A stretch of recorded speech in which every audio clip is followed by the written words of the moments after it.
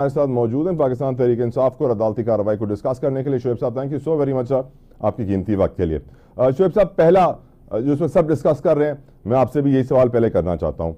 आज आज़म नज़ीर तार साहब ने बताया कि वफाकी हुकूमत ने पाकिस्तान टेली कम्युनिकेशन एक्ट 1996 के सेक्शन 54 के तहत ISI को कॉल टेप और रिकॉर्ड करने की इजाज़त दे दी है और जो खुफिया डेटा मालूमात होता है वो उनकी पहुंच में अब कानूनी तौर पर आ जाएगा, जबकि ये भी बताया गया कि ये पहले भी उनकी पहुंच में था।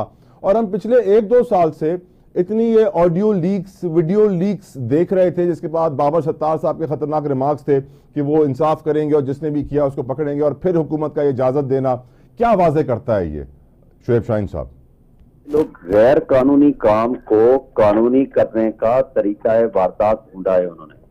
ये अनकॉन्स्टिट्यूशनल भी है, इलीगल भी है, गैर कानूनी भी है और इसकी कोई कानूनी हैसियत नहीं है।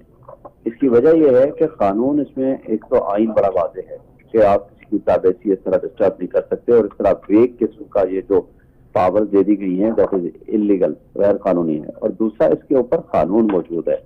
कानून के तहत आपको हाई कोर्ट के जज से परमिशन लेनी पड़ती है, और वो ऑर्डर करने के लिए आपको किसी जो दहशतगर्द हैं और जो शेड्यूल्ड ऑफेंसेस में लोग शामिल हैं उनके खिलाफ आपने ये कर सकते हैं। कानून तो आपने तब्दील नहीं किया। जैसे बाबर सत्तार साहब ने इतनी तफसील के साथ जो ऑर्डर्स पास किए हैं उनको बाईपास करने के लिए इन बेईमानों ने इस तरह का एक हरकत की है जो कि कानूनी तौर पर उसकी कोई हैसियत नहीं है। इंशाल्लाह हम इसको चैलेंज करेंगे। और सर, यकीनन उमर अयूब साहब ने भी कहा कि इसको चैलेंज करेंगे, और आपको लगता है कि चैलेंज करने से कुछ फायदा हो जाएगा। लेकिन एक बात ऐसे शोएब साहब वाज़ेह नहीं हो जाती कि इतने वक्त में जो ये ऑडियो लीक्स हुई हैं वो कौन कर रहा था, कैसे कर रहा था? Isn't it quite obvious now? नहीं, बिल्कुल समझ आ गई है। इसका मतलब है कि ये पहले गैर कानूनी तौर पर ISI कर रही थी, अब उनको कानूनी से गैर कानूनी काम करने का कानूनी तरीका है, वारदात ढूंढ लिया उन्होंने। और मैं नहीं समझता कि इसकी कोई कानूनी हैसियत है।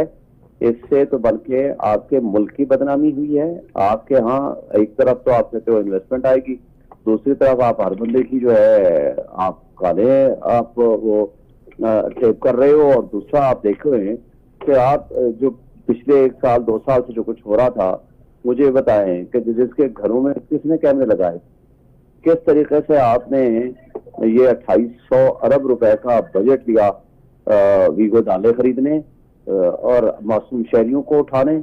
अभी हमारा 3 दिन पहले मीडिया कोऑर्डिनेटर लड़के को उठा दिया गया। तो किधर है कानून, किधर है कानून की हुक्मरानी? कौन इन्वेस्टमेंट इस मुल्क में लाएगा?